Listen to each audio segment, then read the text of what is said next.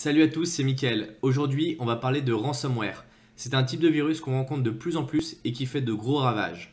Alors si vous êtes débutant dans la cybersécurité, je vous invite à récupérer notre guide qui est directement accessible dans la description. Il est offert, donc n'hésitez pas à le télécharger. Alors un ransomware, qu'est-ce que c'est? C'est un type de virus qui va prendre en otage vos données, c'est-à-dire qu'il va aller les chiffrer ou qui va les rendre inaccessibles. Alors ça peut être uniquement la couche basse en fait de votre système, comme ça peut être vos données directement. Dans la majorité des cas, ils vont chiffrer vos données pour les rendre inaccessibles et vont vous demander une rançon en échange de la clé de déchiffrement qui sera très régulièrement détruite et auquel ils n'auront pas accès, mais vous allez quand même essayer de payer la rançon. Alors le mode opératoire pour aller déployer ce type de virus là, souvent on va vous envoyer un email avec une pièce jointe qui va contenir un logiciel du pack office ou un .exe. Mais dans le logiciel du pack office, vous avez ce qu'on appelle des macros qui sont ni plus ni moins que des logiciels qui vont pouvoir être activés automatiquement une fois que le fichier va être ouvert. Et à partir de là, on va commencer à chiffrer l'intégralité de vos fichiers et tous les partages auxquels vous allez pouvoir y avoir accès. Alors c'est pas nouveau en fait ce type de virus, ça fait déjà assez longtemps que ça existe et les premières vagues assez importantes, elles ont eu lieu en 2016. Donc ça on va dire c'était la V0 qui se contentait en fait d'aller uniquement chiffrer vos données et de vous demander en échange une rançon. On a eu en 2019 et 2020 une vraie recrudescence en fait de ce type de malware. Chez Bouygues Construction, Edenred, Fleury Michon, M6, Eurofin, la ville de Baltimore. Et en fait, on s'est aperçu que les rançons, elles pouvaient aller déjà jusqu'à plusieurs millions d'euros, mais surtout que pendant que les données étaient chiffrées, les attaquants se permettaient d'extraire des données pour aller revendre des données personnelles, par exemple, ou des données industrielles. Donc ça, c'était la V0 que tout le monde a à peu près connue et que tout le monde a un peu subi et qu'aujourd'hui, on voit de moins en moins, mais qui a fait énormément de dégâts. Ensuite, on a eu la V1 avec la fuite, en fait, qui a commencé par la fuite des outils de la NSA par les shadow brokers. Donc, si vous avez entendu un petit peu parler de cette fuite-là, elle est disponible sur Wikileaks. Les attaquants ont fait fuiter deux outils qui étaient vraiment très importants, qui s'appelaient FuseBunch et Double Pulsar, qui permettaient d'exploiter la vulnérabilité qui a été ensuite appelée Eternal Blue ou MS17010, qui était une vulnérabilité qui permettait de prendre la main directement sur le serveur en passant par le SMB, qui est un protocole de partage de fichiers, sans avoir besoin d'interaction utilisateur. Alors les attaquants, ils ont vite compris que quand ça a fuité, c'était intéressant, pas que pour les personnes qui faisaient des audits de sécurité, mais c'était aussi intéressant à implémenter dans les malwares de type ransomware pour qu'ils puissent se déployer automatiquement et très rapidement et surtout se propager sur le réseau. Et ça, c'était vraiment un truc très important. C'est qu'autant à l'époque sur la V0, ils n'étaient pas capables de se propager d'un poste à l'autre, autant là maintenant, ils étaient capables de se propager grâce justement à l'exploitation de cette vulnérabilité qui a été très longue à patcher au niveau des sociétés. Les premiers types de virus qu'on a vu apparaître, donc la V1, on a eu WannaCry, Lokia, Petya, Petwrap, qui ont touché plus de 200 000 entreprises dans plus de 150 pays. Donc là, on voit qu'on a vraiment eu un impact qui était vraiment très fort et qui a coûté énormément d'argent. Et il y a beaucoup de sociétés qui ont arrêté leur service informatique de peur justement d'être infectées. Le temps d'avoir des correctifs et le temps de pouvoir mettre en place une vraie infrastructure sécurisée. Donc ça, c'était vraiment très problématique. Et là, de plus en plus, on a ce qu'on appelle la V2 qui commence à arriver.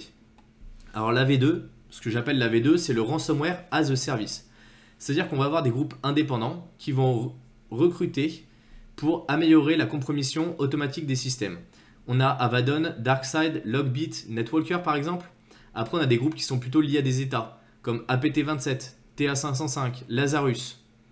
Et ils ont créé des produits qui s'appellent Reveal, So, Dino, Kibi, Netty, Nephilim, Netwalker, Doppelpaymer, Ryuk, Maz, Clop, Tikkun, Sekhmet. Et en fait, eux, leur cible, c'est ni plus ni moins que l'Active Directory qui est un pilier en fait du système d'information et qui est un pilier central. Si vous voulez compromettre 100% d'un réseau, le plus simple, c'est d'aller taper l'Active Directory et à partir de là, vous aurez des accès quasiment de partout.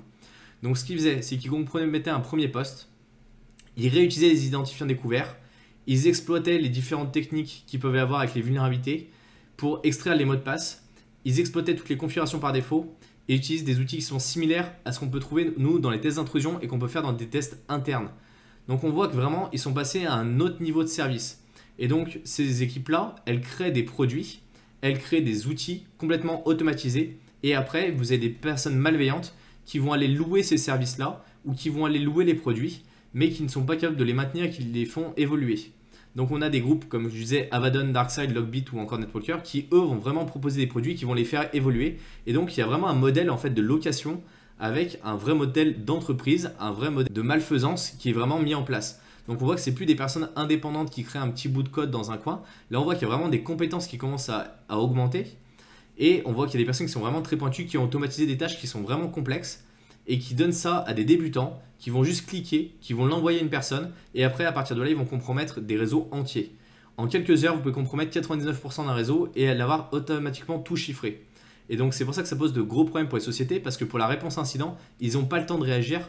Autant avant c'était relativement cloisonné et avec de sauvegardes on pouvait récupérer des données, autant quand vous avez 100% de votre parc informatique qui est complètement chiffré, ça devient très très compliqué. Aujourd'hui, il faut bien comprendre que 27% des sociétés infectées, elles payent les rançons.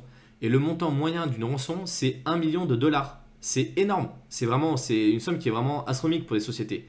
Et les PME, ce qu'il faut comprendre, c'est qu'elles sont de plus en plus utilisées comme rebond, car bien moins sécurisées que les grandes infrastructures. On a des attaques qu'on appelle de type supply chain, où les gros fournisseurs vont être attaqués par des interconnexions qu'ils vont avoir avec des petits fournisseurs.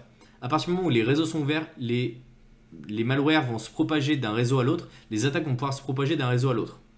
Et en 2021, le ransomware Maz a été impliqué dans plus de 50% des attaques de ransomware qui ont été détectées. Plus de 1000 entreprises ont constaté des fuites de données après les attaques de ransomware. Aujourd'hui, Microsoft a corrigé plus de 1000 vulnérabilités dans ses produits en l'espace de 9 mois. Je ne sais pas si vous vous rendez compte, c'est impressionnant en fait, 1000 vulnérabilités.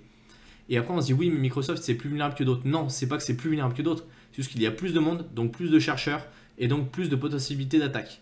Et donc c'est pour ça qu'ils ont intérêt à patcher très rapidement parce qu'il y a vraiment beaucoup de vulnérabilités qui sont exploitées dans la nature.